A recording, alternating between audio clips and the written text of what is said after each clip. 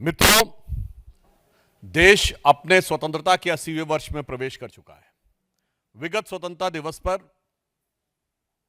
प्रधानमंत्री श्री नरेंद्र मोदी जी ने एक बहुत महत्वपूर्ण और आज के परिप्रेक्ष्य में अत्यंत उपयुक्त विषय दिमागी नक्सल के विषय को उठाया, परंतु हम लोग इस विषय को लेकर आश्चर्य में हैं कि मात्र 24 घंटे के अंदर किसके दिमाग में नक्सली दिमाग था वो खुद ब खुद निकलकर सामने आ गया। पूर्व गृह मंत्री, पूर्व वित्त मंत्री और कांग्रेस के वरिष्ठ नेता पी चिदंबरम साहब ने खुद आकर कहा कि उन्हें दिमागी नक्सली होने पे गर्व है। यानी देखिए कितने आश्चर्य की बात है कि प्रधानमंत्री जी ने कहा और इतनी तुरंत प्रतिक्रिया हुई कि पूरे देश के सामने आ गया कि किसके दिमाग में नक्सल बैठा हुआ है और वह स्वयं गर्व की अनुभूति करने लगे। तो मैं कांग्रेस पार्टी और पी चिदंबरम साहब को याद दिलाना चाहता हूं कि पूर्व प्रधानमंत्री डॉक्टर मनमोहन सिंह ने 13 अप्रैल 2006 को कहा था, मैं कोट कर रहा हूं, It would not be an exaggeration to say that the problem of Naxalism is the single biggest internal security challenge ever faced by our country.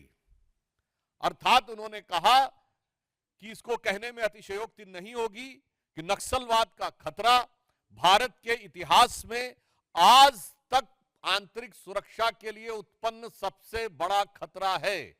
13 अप्रैल 2006 और 31 मार्च 2026 प्रधानमंत्री श्री नरेंद्र मोदी जी की सरकार ने उस चीज को जो डॉक्टर मनमोहन सिंह समझ गए थे, मगर जिस विवशता के चंगुल में जकड़कर और नक्सली दिमाग वालों से भरी हुई सुपर कैबिनेट यानी एनईसी के द्वारा उनको कुछ करने नहीं दिया गया था, यदि वह कार्य सिद्ध करके दिखाया तो प्रधानमंत्री श्री नरेंद्र मोदी जी ने। मगर देश का एक ऐसा गृह मंत्री है जिसे इसमें गर्व का अनुभव नहीं हो रहा है, उसे इस बात में गर्व का अनुभव हो रहा है कि वह दिमागी नक्सली हैं। तो मैं कांग्रेस से पूछना चाहता हूं कि डॉक्टर मनमोहन सिंह सही हैं या आज के आपके स्वघोषित दिमागी नक्सली चिदंबरम साहब? और ये पी चिदंबरम साहब वो हैं, इनके लिए क्या कहा जाए, जिस यूपीए के पशुपति से लेकर तिरुपति तक रेड कॉरिडोर बना था, 180 से अधिक जिले नक्सलवाद से प्रभावित हो गए थे। दंतेवाड़ा में 2010 में सीआरपीएफ के इतने बड़ी संख्या में 75-76 जवान शहीद हुए और उसके बाद राजधानी के एक नामी गिरामी विश्वविद्यालय में खुशियां मनाई गई। यह होता है दिमागी नक्सली। और इतने बड़े विषय के बाद चिदंबरम साहब के शासनकाल में 5000 से अधिक निर्दोष नागरिकों की मौत हुई। 1913 सुरक्षा बलों के जवान नक्सली अभियानों में शहीद हुए। 180 जिले नक्सल प्रभावित हो गए। 92% से अधिक हथियार जो नक्सलियों के पास थे वो पुलिस के हथियार थे जो लूटे गए थे। और याद करिए 2009 में उस समय प्रमुख नक्सली नेता किशन जी ने कहा था 2030 तक दिल्ली पे हमारा कब्जा होगा, मगर आज वो 180 नक्सल प्रभावी जिले शून्य पर आ गए हैं। मगर उसके बाद भी उन 180 जिलों में भारत में सामंजस्य दिखता था और यहां पर समस्या दिख रही है। मैं ध्यान दिलाना चाहता हूं कि वो दंतेवाड़ा और वो झीरम घाटी जहां पर खून की नदियां बहती थीं, चिदंबरम साहब और कांग्रेस पार्टी,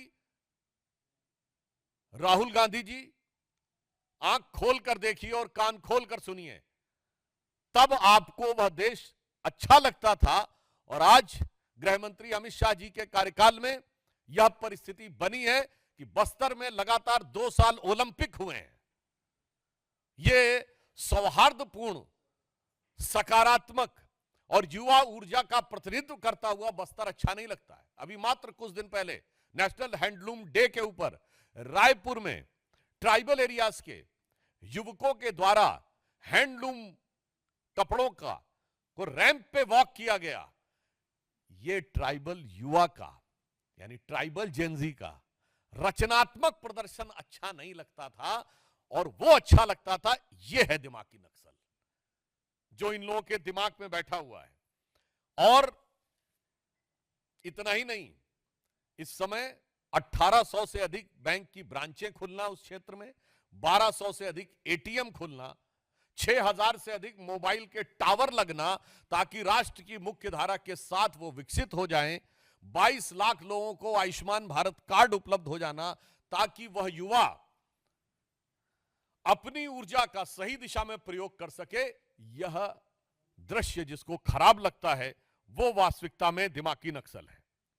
इसलिए मैं कांग्रेस पार्टी से और चिदंबरम साहब से यह भी पूछना चाहता हूं कि आप वही है ना जिसने वित्त मंत्री के रूप में कहा था कि भारत में तो डिजिटल ट्रांजैक्शन हो ही नहीं सकता, और सदन के पटल पे बोला था। और आज भारत डिजिटल ट्रांजैक्शन में नंबर 1 का देश है। जिसकी सोच ऐसी है वो है दिमागी नक्सल।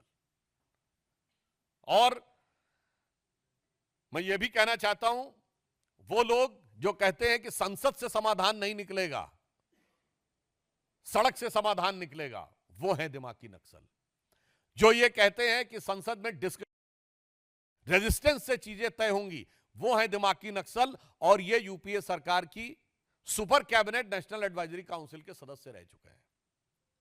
इसलिए हम यह भी बताना चाहते हैं कि वो कालखंड जब इस देश में इतनी विपरीत परिस्थितियां थीं और आज एक सकारात्मक वातावरण बना है ट्राइबल एरियाज में, वह जिसको सही नजर नहीं आ रहा है वो वास्तविक अर्थों में दिमागी नक्सल है।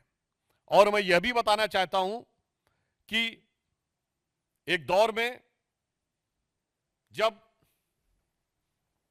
भारत में इतने जिले प्रभावित थे, वो तो अपनी जगह की बात है। उससे बड़ी बात यह है कि भारत के तमाम विश्वविद्यालयों में बैठकर उनको नैतिक और बौद्धिक समर्थन दिया जाता था। वो लोग वास्तविक अर्थों में दिमागी नक्सल हैं, जिन्हें गांधीयंस में गन नजर आती हैं, जिनको नक्सली, जिनको गांधीयंस विद गन कहते हैं। यानी कहां महात्मा गांधी जो अहिंसा के प्रतीक, और कहां माओवादी जो कहते power comes from the barrel of gun, जो नक्सलियों को गांधीयंस विद गन कहे और उन नक्सलियों को अपनी भारत जोड़ो यात्रा में साथ में रखे। उन राहुल गांधी से पूछना चाहता हूं, यह है वास्तविकता में दिमागी नक्सल।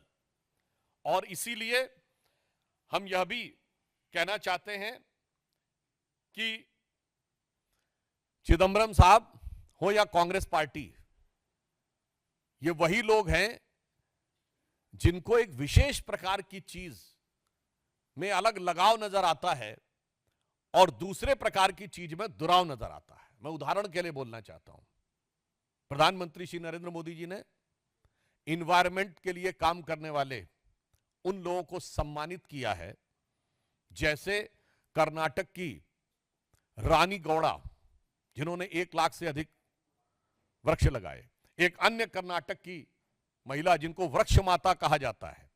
और याद करिए, वो आई थी पद्म अवार्ड लेने नंगे पैर राष्ट्रपति भवन में। मगर ये लोग इन्वायरमेंटलिस्ट नजर नहीं आते थे, जो लोग एयर कंडीशन कमरों में दिल्ली में बैठकर और भारत चीन सीमा के ऊपर होने वाले भारत की सुरक्षा की दृष्टि से महत्वपूर्ण इंफ्रास्ट्रक्चर को रोकने का काम करते थे, वो लोग इन्वायरमेंटलिस्ट नजर आते थे। और जो ये कहता था, जो सरकार ये कहती थी कि हमारी तो दशकों से स्थापित नीति है कि होना ही नहीं चाहिए सीमा के ऊपर इंफ्रास्ट्रक्चर, वो है दिमागी नक्सल। इसलिए हम ये कहना चाहेंगे कि संयोग देखिए कि माननीय प्रधानमंत्री जी ने स्वतंत्रता दिवस पे बोला था और आज नाग पंचमी आते आते ये जितना दिमागों में जहर था वो सब पूरे दिमाग से उजागर होकर उन्होंने खुद स्वीकार कर लिया कि हम क्या हैं। तो मैं सिर्फ अंत में यह कहना चाहूंगा कि माननीय प्रधानमंत्री जी ने जो संकेत दिया है यह बहुत सहज और स्वाभाविक है। इसके लिए किसी को दिमाग पे जोर लगाने की जरूरत नहीं है, सिर्फ आंख खोलकर देखने की जरूरत है। उसे दिखाई पड़ेगा कि दिमागी नक्सल कौन है। दिमागी नक्सल वो है जिसको हाफिज में साहब नजर आता है, याकूब मेनन में जुडिशियल किलिंग नजर आती है, जिसको ओसामा में जी नजर आता है, जिसको जाकिर नायक में शांति का मसीहा नजर आता है, जिसको इशरत जहां में बेटी नजर आती है, बुरहान वानी में भटका हुआ नौजवान नजर आता है और भारत के सेना अध्यक्ष में सड़क छाप गुंडा नजर आता है। यह है वो दिमागी नक्सल। और आज हर भारतीय को इस चीज को सिर्फ आंख खोलकर देखने की जरूरत है और कान खोलकर समझने की जरूरत है।